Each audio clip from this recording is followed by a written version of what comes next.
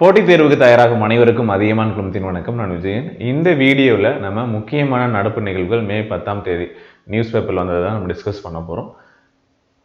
Audio video கிளியராக இருக்கும் அப்படின்னு நினைக்கிறேன். ஃபர்ஸ்ட் வீடியோவில் ஸ்டார்டிங்கில் இல்லை, பட் இனி ப்ராப்பராக இருக்கும் அப்படின்னு நம்பலாம். சரிங்களா? ஸோ தொடர்ந்து நம்முடைய டெலிகிராம் குரூப்பில் ஜாயின் பண்ணிக்கோங்க. அதில் உங்களுக்கு கரண்ட் அஃபேர்ஸ்க்கான இந்த பிடிஎஃப் அப்டேட் ஆகிடும். ஸோ நேற்று நடந்த கிளாஸோடைய பிடிஎஃப் நம்ம வந்து அதில் அப்டேட் பண்ணியிருக்கோம். டவுன்லோட் பண்ணிக்கோங்க. எக்ஸ்ட்ரா பாயிண்ட்ஸ் தான் நோட் பண்ணி வச்சுக்கோங்க. சரிங்களா? நோட் பண்ண முடியாது, அதில் நோட் பண்ணி வச்சுக்கோங்க. சரிங்களா? ஸோ அது இல்லாமல் எஸ்ஐ எக்ஸாமுக்கான online video classes test batches admission போயிட்டுருக்கு.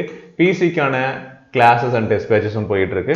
குரூப் 4 எக்ஸாமினேஷனுக்கான புக்ஸ், அதே மாதிரி உங்களுக்கு online video classes test series இது எல்லாமே இந்த எக்ஸாம்ஸ்க்கு போயிட்டுருக்கு. இன்ட்ரெஸ்ட் இருக்கிறவங்க நீங்கள் தொடர்பு கொள்ள வேண்டிய நம்பர் 8681859181. இந்த நம்பருக்கு காண்டாக்ட் பண்ணிவிட்டு நீங்கள் என்ன பண்ணலாம் அப்படின்னா ஜாயின் பண்ணிக்கலாம். முக்கியமாக நம்முடைய தருமபுரி பிரான்ச்சில் 14-15ஆம் தேதிகளில் உங்களுக்கு ஒரு டெமோ கிளாஸஸ் வந்து நடக்க போகுது. சரிங்களா? கரெக்டாக தான் சொல்கிறேன். டேட்டு வரக்கூடிய சனி ஞாயிறு அந்த டேட்டில் வந்து பார்த்தீங்க அப்படின்னா உங்களுக்கு ஃப்ரீ கிளாஸஸ் வந்து பார்த்தீங்க அப்படின்னா குரூப் 4க்கு ஸ்டார்ட் பண்ணுறாங்க. ஸோ நீங்களும் வந்து பார்த்தீங்க அப்படின்னா அந்த கிளாஸஸ் அட்டன் பண்ணணும் அப்படின்னு நினச்சிங்கன்னா நம்முடைய காண்டாக்ட் நம்பருக்கு வந்து ஒரு மெசேஜஸ் வந்து கொடுங்க. இப்போ சொல்லியிருக்கக்கூடிய நம்பர்ஸ்க்கு கொடுத்தீங்க அப்படின்னா ஜாயின் பண்ணிக்கலாம், அட்டன் பண்ணிக்கலாம். சரிங்களா? சரி, 13-14 தேதிகளில் நடக்குது. ஸோ அட்டன் பண்ணிக்கோங்க. சரியா? ஸோ ஃபர்ஸ்ட் கொஸ்டின் பார்க்கலாமா? ஓகே, உங்கள் ஃப்ரெண்ட்ஸுக்கு ரெஃபர் பண்ணிவிடுங்க. தருமபுரி பிரான்ச்சஸில் காண்டாக்ட் டீட்டெயில்ஸ் இந்த வீடியோக்களை கொடுக்குறேன். சரிங்களா? ஸோ ஃபர்ஸ்ட், இஸ்ரேலினுடைய வெளியுறவு அமைச்சர் யார் அப்படின்னு சொல்லி கேட்டிருக்காங்க. ஏன் அப்படின்னா சமீபத்தில் உங்களுக்கு தெரியும், இந்த மாநாடு வெளியுறவுத்துறை அமைச்சர்களுடைய பாதுகாப்பு மாநாடு ஒன்று வந்து பார்த்தீங்க அப்படின்னா நடந்திருக்கும், கோவாவில் நடந்திருக்கும். சரிங்களா? ஸோ அந்த மாதிரி இப்போ நம்முடைய வெளியுறவுத்துறை அமைச்சர், இந்தியாவினுடைய வெளியுறவுத்துறை அமைச்சர் யார் அப்படின்னா ஜெய்சங்கர். உங்களுக்கு தெரிஞ்சிருக்கும், தெரியல அப்படின்னா தெரிஞ்சுக்கோங்க. ஸோ அவர் கூட ஒருத்தர் மீட் பண்ணியிருக்காரு. யார் அப்படிங்கிறது தான் கேள்வி. சரிங்களா? ஸோ கொஸ்டினுக்கான ஆன்சர் என்ன பாருங்க. தெரிஞ்சவங்க ஆன்சர் கொடுங்க, தெரியல அப்படின்னா ஆன்சர் என்ன அப்படிங்கிறத தெரிஞ்சுக்கலாம். சரியா? ஓகே, ஸோ என்ன ஆன்சர்ஸ் அப்படின்னு பார்த்துடலாமா? ஆப்ஷன் ஏ தான், ரொம்ப கஷ்டப்பட வைக்கல. இலாய் கோகன் அப்படிங்கிறவர் தான் இஸ்ரேலினுடைய வெளியுறவுத்துறை அமைச்சர். சரிங்களா? இந்தியா மற்றும் இஸ்ரேல் இடையே வர்த்தகம், போக்குவரத்து, பாதுகாப்பு துறைகளில் உள்ள தொடர்புகளை விரிவுபடுத்துவதற்கான ஒரு முக்கியமான உடன்படிக்கை வந்து மேற்கொள்ளப்பட்டது அப்படின்னு சொல்லியிருக்காங்க. ஸோ இது வந்து இந்திய வெளியுறவுத்துறை அமைச்சராக இருக்கக்கூடிய ஜெய்சங்கர் அவர்களுக்கும் இஸ்ரேல் வெளியுறவுத்துறை அமைச்சர் இலாய் கோகன் அவர்களுடைய இந்த புரிந்துணர்வு ஒப்பந்தம் நடைபெற்றது. ஓகே, நெக்ஸ்ட் கொஸ்டின் போலாமா? அடுத்து பாருங்க, கேள்வி எண் 2, கொஸ்டின் நம்பர் 2. சமீபத்தில் எந்த மாநிலத்தில் லித்தியம் படிவம் அப்படிங்கிறது கண்டுபிடிக்கப்பட்டது? ஸோ லித்தியம் எங்க வந்து பார்த்தீங்க அப்படின்னா அதிகமாக யூஸ் பண்றாங்க? பேட்டரி இல்லையா? இப்போ வந்து இவி வெஹிக்கிள்ஸ் வந்து பார்த்தீங்கன்னா ரொம்ப அளவுக்கு வந்து பார்த்தீங்கன்னா இன்க்ரீஸ் பண்ண போறாங்க. அதிகமான அளவில் வந்து பார்த்தீங்க அப்படின்னா இன்க்ரீஸ் பண்ணுறதுக்காக ஃபேம் டு சப்சிடி இதெல்லாமே வந்து கொடுத்துட்டு இருக்காங்க. உங்களுக்கு தெரியும் ஃபேம் சப்சிடினா என்ன அப்படிங்கிறத யாராச்சும் கீழே கமெண்ட் பண்ணுங்க. ஸோ இது எதுக்காக யூஸ் ஆகும் அப்படின்னா லித்தியம் பேட்டரி இதில் வந்து பார்த்தீங்க அப்படின்னா ஸ்டோரேஜுக்காக யூஸ் பண்ணுறாங்களா, மின் வாகனங்கள் அதிக அளவு பயன்படுத்தப்படுவதற்காக ஒரு வாய்ப்பு இருக்கு. ஸோ இது ஆக்சுவலாக இவங்க லித்தியத்தை தேட போகல அந்த இடத்துல, ஆக்சுவலாக டங்ஸ்டனை தேடி இருப்பாங்க. சரிங்களா? டங்ஸ்டனை தேட போகும்போது தான் லித்தியம் எதிர்பாராத விதமாக கிடைச்சிருக்கும். ஸோ எந்த மாநிலம் அப்படின்னா பஞ்சாபா, ஜார்க்கண்டா, குஜராத்தா அப்படின்னு சொல்லி கேட்டிருக்காங்க. ஸோ எந்த மாநிலம் அப்படின்னு சொல்லுங்க. சரிங்களா? எந்த மாநிலம் அப்படின்னா ராஜஸ்தான் மாநிலம். எஸ், ராஜஸ்தான் அப்படிங்கிறது கரெக்டான ஆன்சர்ஸ் இருக்கு பாருங்க. ஸோ ஏற்கனவே இன்னொரு முக்கியமான விஷயம், ஏற்கனவே நமக்கு வந்து எங்கே வந்து பார்த்தீங்கன்னா நமக்கு லித்தியம் கிடைச்சிருக்கு அப்படின்னா காஷ்மீரில் கிடைச்சிருக்கு. இப்போ காஷ்மீரை தொடர்ந்து ராஜஸ்தான்லேயும் வந்து பார்த்தீங்கன்னா லித்தியம் வந்து கண்டுபிடிக்கப்பட்டிருக்கு. ஸோ நம்மளுடைய நாட்டினுடைய லித்தியம் தேவையில் 80% இதன் மூலமாக கம்ப்ளீட் ஆகிடும் அப்படிங்கிற ஒரு விஷயத்த சொல்கிறாங்க. சரிங்களா?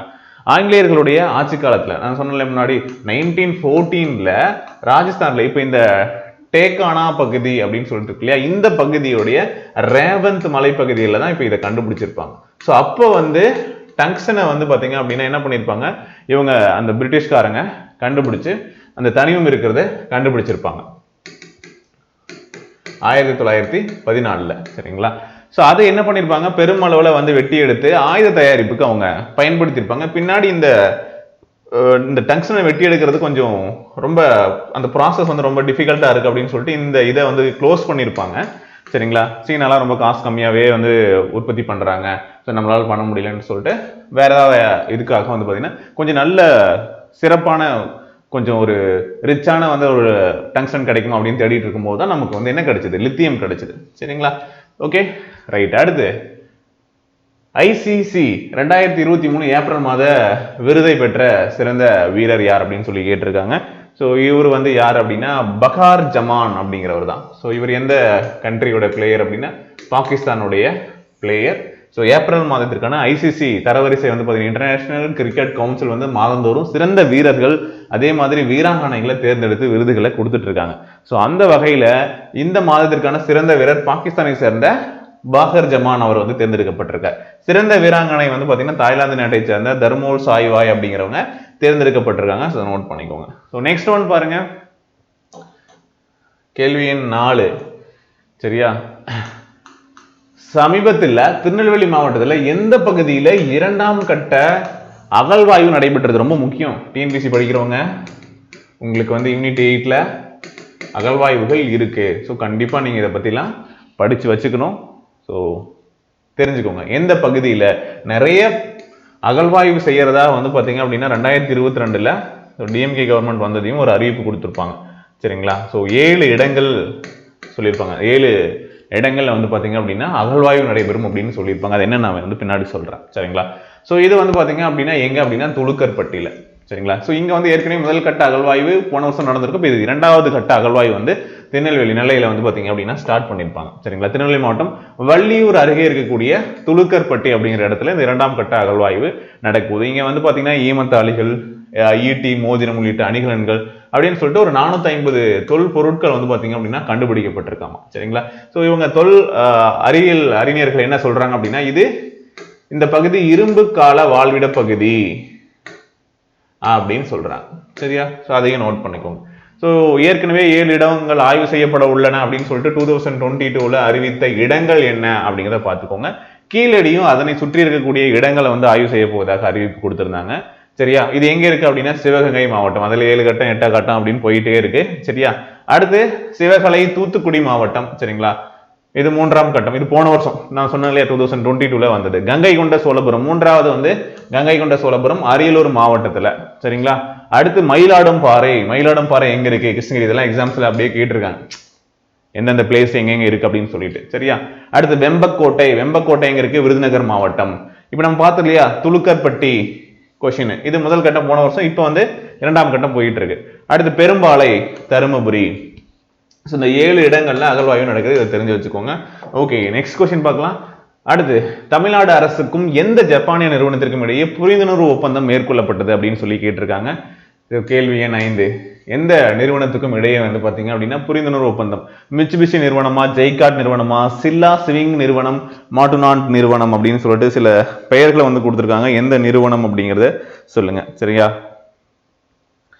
எஸ், ஆப்ஷன் ஏ மிட்சுபிஷி நிறுவனம் கரெக்ட் தான். ஸோ என்ன அப்படின்னா இந்த 2 நிறுவனத்துக்கும் திருவள்ளூர் மாவட்டத்தில் இந்த பெருவயல் கிராமத்தில் வந்து பார்த்தீங்கன்னா 1891 கோடி இன்வெஸ்ட்மெண்ட் பண்ண போறாங்க. அங்கே வந்து குளிர்சாதன இயந்திரங்கள், காற்றழுத்த கருவிகள் உற்பத்தி வந்து பார்த்தீங்க அப்படின்னா ஒரு ஃபேக்டரியை ஸ்டார்ட் பண்ண போறாங்க.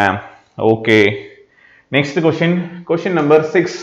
லாரியஸ் வேர்ல்டு ஸ்போர்ட்ஸ் அவார்டு அப்படின்னு சொல்லிட்டு ஒவ்வொரு வருஷமும் வந்து கொடுக்க போறாங்க ஸ்போர்ட்ஸுக்கு. ஸோ இது வந்து எங்க நடைபெற்றது அப்படின்னு சொல்லி கேட்டிருக்காங்க. ஸோ ஆக்சுவலா எங்க நடந்தது, யார் வின் பண்ணாங்க அப்படிங்கிறதெல்லாம் தான் வந்து முக்கியமான கேள்வியா இருக்க போகுது. சரியா? எங்க நடந்தது? லண்டனா, பாரிஸா, த ஹேக், ஜெனீவா அப்படின்னு சொல்லி கேட்டிருக்காங்க. ஸோ இதெல்லாம் எந்த சிட்டி, இதெல்லாம் எந்த சிட்டி அண்ட் எந்த கண்ட்ரியுடைய கேபிட்டல்ஸ் அப்படிங்கிறதையும் தெரிஞ்சா கீழே கமெண்ட் பண்ணுங்க. ஓகே, இது சில முக்கியமான ஹெட் குவார்ட்டர்ஸ்லாம் இருக்கு, பன்னாட்டு அமைப்புகளுடைய ஹெட் குவார்ட்டர்ஸ் எல்லாம் இதுல இருக்கு. ஸோ அந்த இடங்களும் தெரிஞ்சா கமெண்ட் பண்ணுங்க. அப்படி இது ஒரு பேர் ஜெனீவான்னு சொன்னா அப்படின்னா உங்களுக்கு தெரியணும். இந்த ஹேக் அப்படின்னா சர்வதேச நீதிமன்றம், அதனுடைய தலைமையகம் அங்க இருக்கு.